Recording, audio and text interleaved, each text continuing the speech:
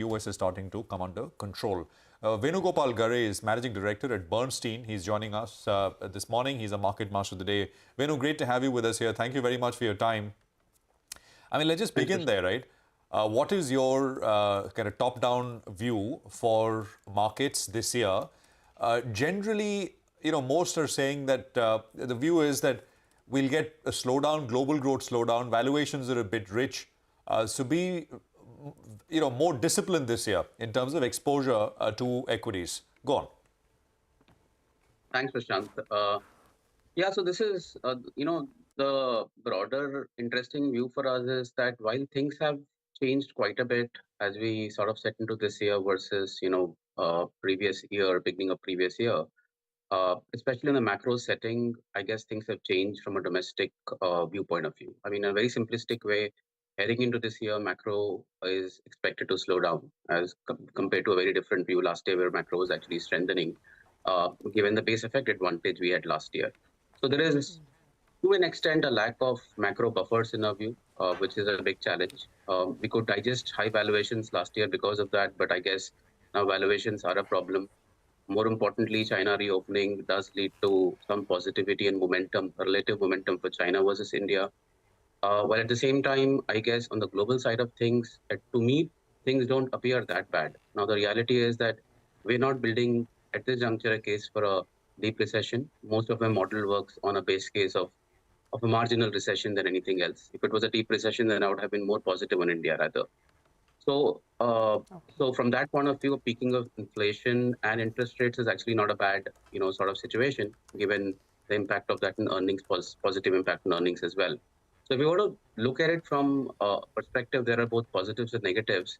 But then I guess things are about a bit more tilted towards negatives and risks for India at this juncture. So to a large extent, we hence ended up taking a view that if you take a point-to-point view, which is beginning of this year to the end of the year, we might end up at a similar overall index level. So that is that initial thinking, but the first half of the year, we are looking for a moderation of the index and then a bottoming by the middle of the year, post which we expect positive returns. So that is a broad setup that I see for now. Okay, that's fair. So you're looking at a mild recession perhaps in the US. Venugopal, good morning and thanks a lot for joining in. I wanted your thoughts on how one should approach the IT sector now. Almost everyone has these top IT companies in their portfolios. Do you think the worst of the bad news is in the price already? Or do you see this mild recession that you're talking about hit client spends further and maybe further downgrades through the course of the next few quarters? Yeah, so no, sir, that's right. See, a contrarian view would be to be positive on exporters, right? So IT is one of them, healthcare is another one such entity. Now, the reality is, if you look at IT, growth slowdown is inevitable. Of course, a part of that is also a moderation post-COVID, because COVID led to a fairly intense strength in growth as well. But I guess the debate was about the intensity of growth slowdown, which is where I guess a lot of cues are being sort of taken from what companies are reporting. But the reality is that the way we look at it is the milder recession scenario. We don't really bake in a situation where there's going to be a hard landing for IT. So what it means primarily is, while growth will slow down, it will not be that bad, or in a very different way. Probably it's already priced in, especially given, as I have always mentioned from the middle of last year, that the margin levers are coming back, especially given the fact that, wage costs are a pretty large proportion of costs for this sector. So on a top-down, we would probably say that given where I see the world for this year, I guess to a large extent the risks are priced in, is the way I would look at it. It doesn't mean that we're going to make massive absolute returns in IT, but that holds good for the market as well. So we're anyways looking for outperformance.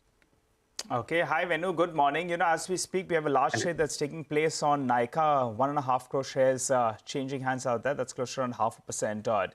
Well, from the new age themes, they are totally shunned, and it's a minority camp that's actually was looking at it. Suddenly, in the last 45 days or so, there is parts of the market that are getting a little bit positive. Now, Zomato, I think, was one stock that you're fairly okay on.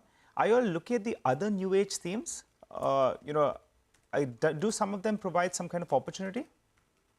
Yeah, so Nigel, I guess to a large extent, you're right. digital new age new ecosystems, they call it as, are pretty unloved even at this stage. Now, the truth is that this is not an India-specific feature. Emerging market stocks, including China and of course now the last wave where US stocks are also seeing a hit, in terms of how people are looking at tech, especially around growth and profitability.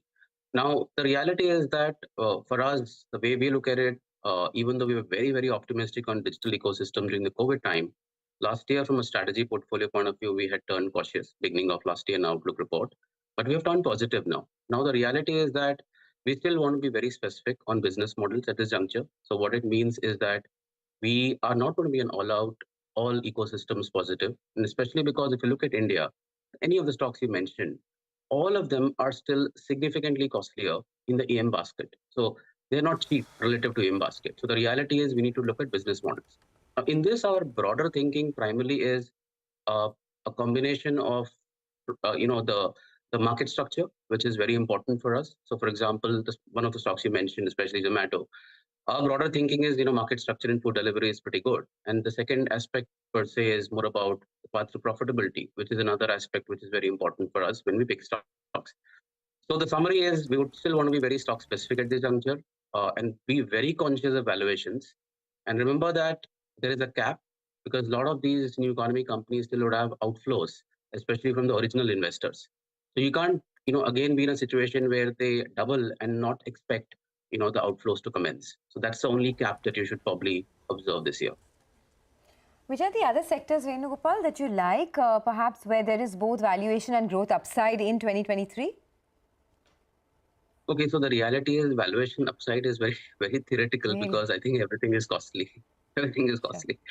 So to put that into picture, I guess the largest sector, financials, is the one which is the consensus overweight. So we decided to hug with a consensus overweight there, and we have actually increased weights of financials. Now, that was not a valuation call. That was a call that we still expect credit growth to be healthy this year, and we know that it's early cycles, so NPA creation, provisioning will be lower. And I guess the challenges will start 3-4 years later, but that's something to worry about later. So financials is a key other overweight. Consumer durables is another overweight for us, which we just moved to an overweight, despite being overall cautious in consumption in general. So this is primarily to play a slightly more nuanced view around rural recovery, which is broad-based economy recovery and valuations as well, which is the factor. We also have a overweight in healthcare, which is a overweight which is continuing from last year. So last year it didn't do well for us. But then we think it's again a situation where things are bottoming out. So these are the sectors. It's a very narrow focus because we moved quite a few other sectors to an underweight or neutral, through the year. It's you're grudgingly bullish on these sectors, right? Am I wrong in putting it like that? Or there's no kind of table thumping view, right? Well, this looks good, or there is kind of it's not there. I mean, so that's the way you see it. Am I wrong in paraphrasing? Yeah, go on. Given a choice, I would not put money in equities right now. But unfortunately, I don't have the choice because most of my work and investors I speak to must invest in equities, right? So they need to take a relative call. If at all, if I were to just push myself, I still think financial sector is somewhere where I would look for absolute return opportunities.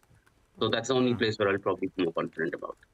Well, in financials, banks, PSU banks, they were the darlings last year. Some part of that re-rating seems to have played out. Do you believe they're still good for more, or would you stick to that largest name in there? Yeah, so we are sticking to the largest name in there. So remember that there's a reason why, of course, they rallied. Growth came back, and concerns on probably provisionings as well came down. But the reality is, you'll probably also see fundraisings commence in the sector.